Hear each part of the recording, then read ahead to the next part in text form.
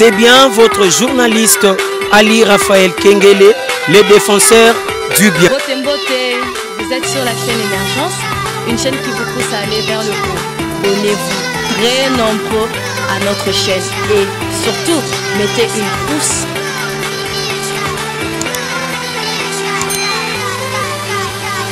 Wana Émergence One TV avec Saint Thomas Bukamona Bukakwikila par rapport à Évangile. Merci. Vous allez partout dans le monde, vous allez Kolanda Emergence One TV et Zalingaï Arnold de Mido Cordon, il y a Emergence One TV. Lelo, comme je vous avais dit, comme promis, que Tokozala Lelo na événement Oyo, il y a Bana Yolo Balobi Lelo vraiment, il faut Marambo Zonga.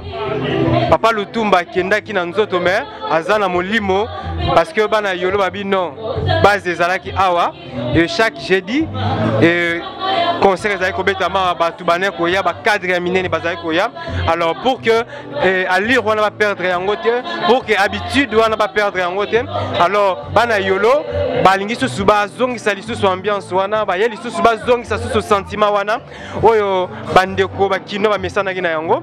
Alors raison pour laquelle Lelo Oyo Tozali na siège vraiment Esika Papa Makamuti Baneko Sali à niveau ya Yolo Tozali na Kamina numéro 24 et pas ya Maman Jeanne Mbole. Wazali base ya papa oyo mokili mobimba yebi. Alors lelo Emergence One TV tozala ki apena pona ko couvrir événement oyo nazebi sabino vraiment que bokozala dessus te bokuta ba chanteur bazoyemba ba chanteuse ya solo ba musicien ya solo ange moko lelo zaki vraiment wana na pointe pour que satisfaire ba congolais nyonso partout dans le monde esika bazali. Alors ngai moko pe nazali satisfait namoni vraiment ba vena ngai ya Yolo, namoni ba vena ngai ya commune Kinshasa, namoni ba vena ngai ya Barumbu, namoni ba vena ngai ya Limete et pourquoi pas ba vena ngai ya Kasavubu, ba papa nanga penda ya base ya Yolo bazali présent. Alors esengo ezali to continuer événement na bino bolanda suite.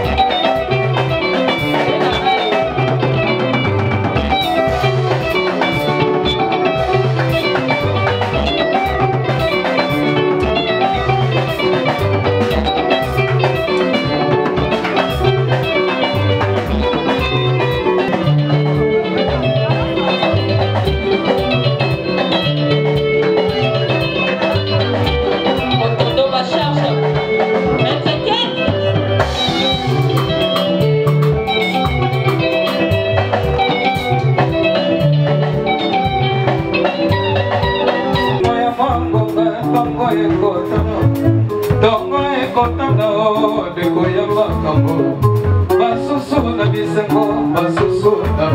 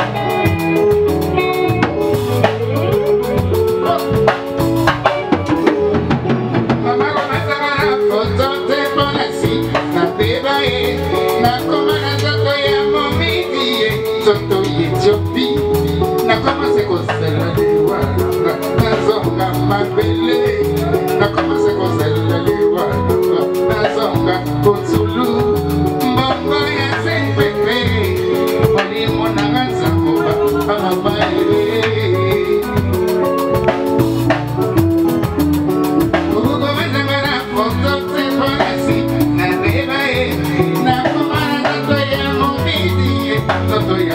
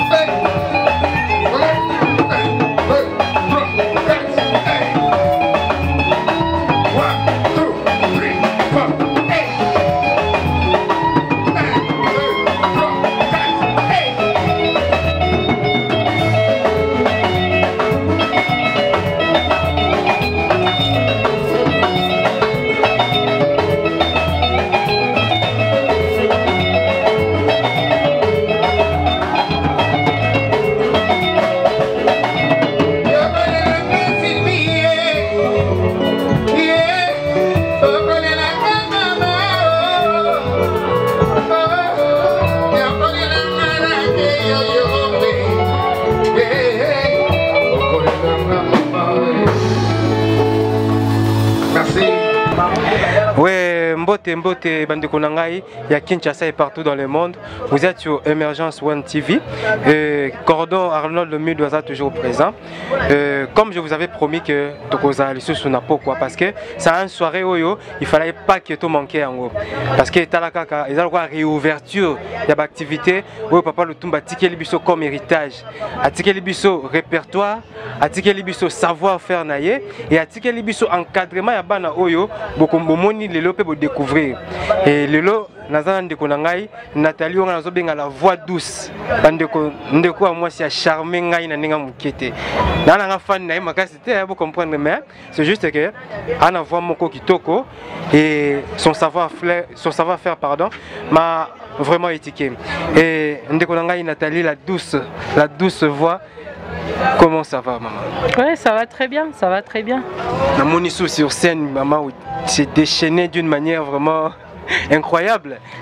Toloba dans amo il te promettait déjà batunio soya obalanda Emergence One TV que masoleza vraiment bon bato batala kabiso bato balanda kabiso aujourd'hui bazala qui vraiment surpris comment on a eu ko présenter émission et une grande surprise encore, on a réservé bango na soirée à l'élo, yo moko vraiment aujourd'hui règne ya masolo, on interpréter ba chanteur ya minene, ba chanteuse ya minene, le club ba maman na biso ba Mbiliabel, na moni lisusu yembaki lisusu maman nga Betty Masikini, donc na habité. Vous êtes tellement polyvalente, vous êtes tellement na talent, vous êtes riche barango.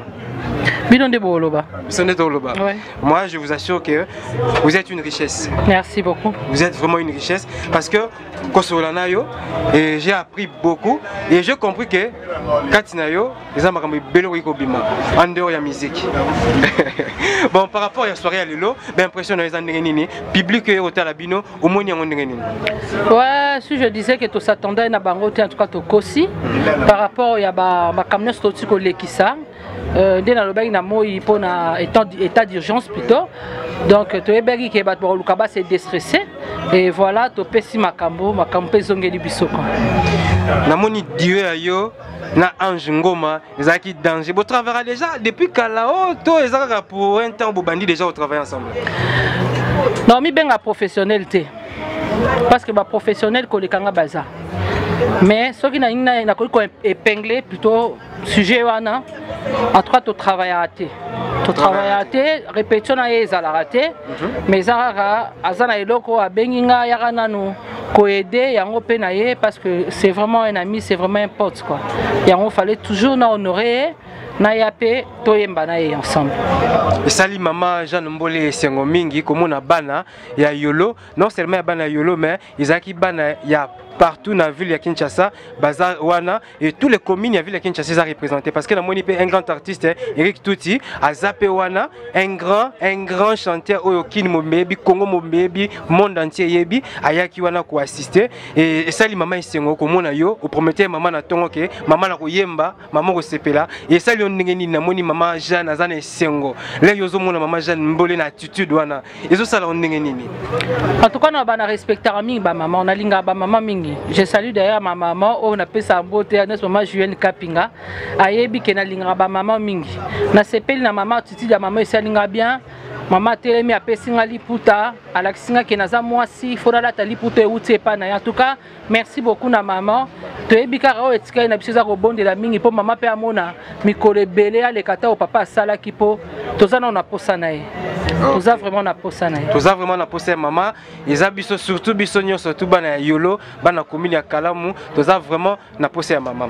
Et concernant l'événement oyo, eza réouverture ya activité. Est-ce que erozalaka pour na lelo botiki to boko lemba, to boko continuer yango toujours comme papa et moi qui vivant chaque jeudi on se retrouvait ici avec ba ve na biso, ba massa na biso, ba petit na biso, koyoka papa le tumba na ba chant na ye. Est-ce que bino boko tenir cap? Et mamba oyemba. Donc bien moi pour comprendre que répertoire est ça. En jazan a répertoire nga benga ke terra. Donc azan a répertoire ya osakanate donc biso pe tozan na kati. Soka bo soutenir biso le roi ba président d'Odis Mandungu, ba Dimitri Ndulu. Donc bo soutenir biso ba Yannick Pukuta donc makamnyo sur les ralango bien en tout cas to royara. So pe chaîne na biso Emergence One TV. Balobi ke tozapo na bino. En tout cas, c'est l'heure de tika. Donc, Zagara, tu continues toujours. Soutien à Binonde et ça biso force et courage pour te continuer, maman. Ouais, voilà, la douce voix. Artiste on a lingara mingi Nathalie et le qui vraiment isengo to comme na biso na suka na reportage na biso ya poko ya lelo et un dernier mot par rapport à soirée oyo et surtout pour l'avenir il y a héritage de papa le tumba tike libino parce que le lot aux mona bana yolo baza satisfait c'est que tellement beau promettre que beau coca toujours mais beau continuer toujours que satisfaire bango. Alors un dernier mot pour la public qui Emergence One TV et un dernier mot pour na makambo oyo oza ko bongisa ko sala na ba jour ezoya.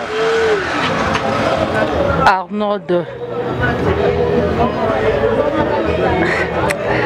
Maman les aminene vraiment. Les coordonnateurs Émergence si One TV pour pesa biso ka confiance. En tout cas to zapo na bino na lobi bien to zapo na bino et puis to ebike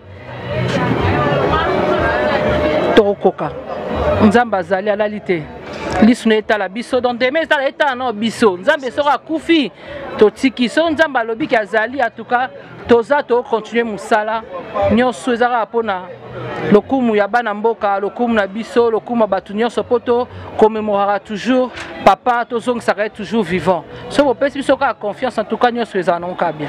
OK, Emergence One TV va toujours là pour nous assurer confiance au ndeko nanga zali ko senga to toujours là pour nous soutenir parce que Emergence One TV eza chaîne oyo vraiment ayé na ba vision ko soutenir jeunesse ya ko soutenir ba oyo bazali na ba talent ba oyo bazali na art na nzoto na bango et ko sunga bango ba vraiment ko kende liboso ko évoluer surtout makasi eza vraiment souci na biso ko mona ba ndeko na biso be voix kitoko boye to kanzage ba ndeko na kande mbazaka ba voix mais na moni pa na azolonga bloka pepe kale na moni pa na azolonga bloka beti masikini azolonga bloka mama mbili ya belle ko sa zuwa te azaka mwana azozwa reine azaka mwana azozwa ka reine bino talaka bino subokei il faut relever ça là alors ba relève yango et ça linga vraiment plaisir na yebi que Sandra et sikozali na niveau ya Londres na frère nangai Carlos José bino bo soutenir ka Emergence One TV bo continuer ko soutenir Emergence One TV surtout moi la moisson et surtout moi la moisson na bisi bino to makambe beto ça na ye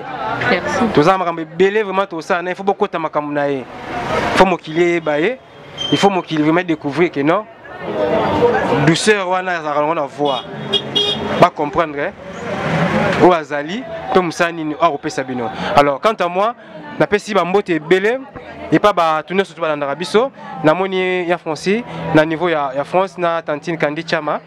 Vous êtes toujours là pour nous soutenir et na pesi sous mbote mingi pas mettre le boko na kauka na yebi déjà que maître Masolo zali Maître le boko a prometté qui est donc karaté maître yo ebika. Donc comme la mettre le boko to va na sanzete na kauka na to ko sepela to mela. Honorable Géry Dikala. Wana mabile honorable.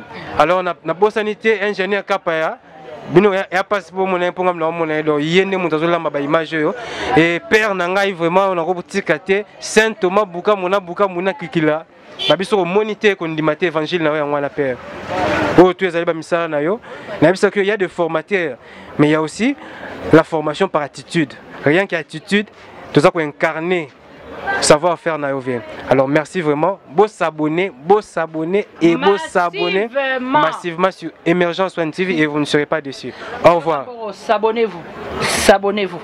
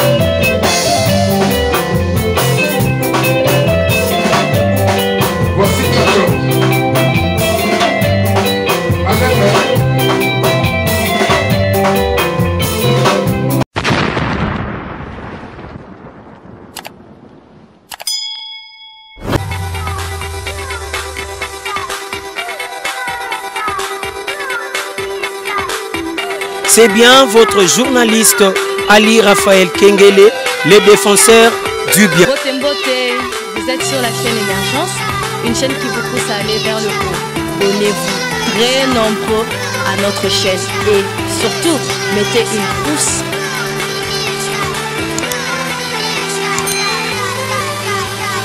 Awana Émergence One TV avec Saint Thomas Bukamona Bukakwikila par rapport à Évangile.